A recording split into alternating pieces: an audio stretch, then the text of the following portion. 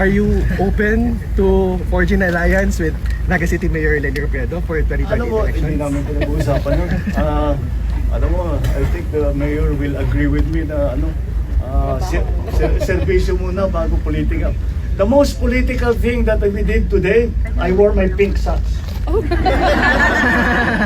My pink socks in honor of Mayor Lenny. No, we have been planning this for a few months already. Because talagang naging critical ito especially with the storms that came in. Then I already instructed Sec Vince and Sec Ping to look at the situation here. Because we know that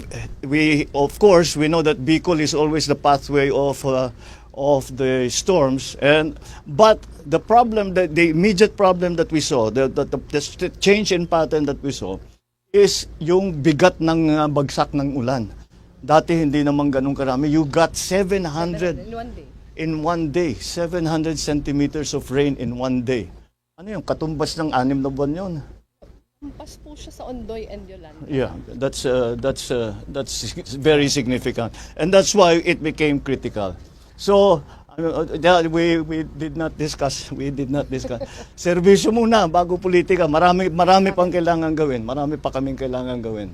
So we will get to. We're not going to discuss politics now. We are talking. What we are here for is to try and find solutions to this very important problem, very critical problem that we have not only here in Naga City but also in Kamsur, and for that matter, for the whole of Bicol.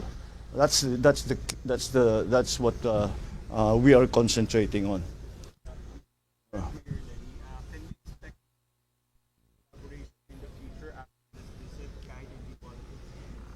We don't change whatever kung sinong it's not only here kung sino ang nangangailangan ng tulong. The national government is here to help. So as you know, I came from local government, kaya I have great sympathy for the situations of local government, the different constituencies, the cities, the provinces, the towns, the municipalities. Kaya whoever comes to us for help, we will do what we can to help. There is not an increase, there is not a decrease, it's not political, it's only because it depends on the need. And that's why we are here today. All right? Sige. Well, I'm sure we will inspect it when it's further when the project is further along. We'll bring you back here, especially Maharlika Highway, because yun ang. In fact, many of the problems were identified because of our inspection of the Maharlika Highway rehabilitation and repair. Doon nakita, marami talagang nakita. Dinapitan tayo ng national government, ng mga local, at sinabi, pagka natignan na ninyo yung Maharlika, doon na tayo, tignan naman ninyo yung baha. And that's what happened.